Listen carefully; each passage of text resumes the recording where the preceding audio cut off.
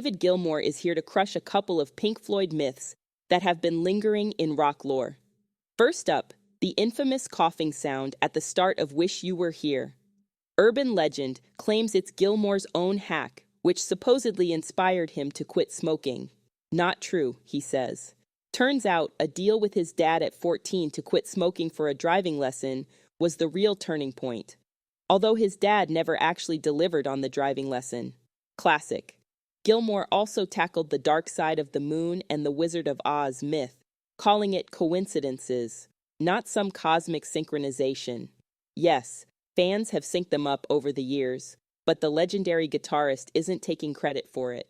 While the 78-year-old legend is busy touring Madison Square Garden, he's also promoting his latest album Luck and Strange, which just hit #1. And no, there's no secret hidden meaning behind it, just some good tunes and a whole lot of myth busting. My name is Tamika, thank you for watching.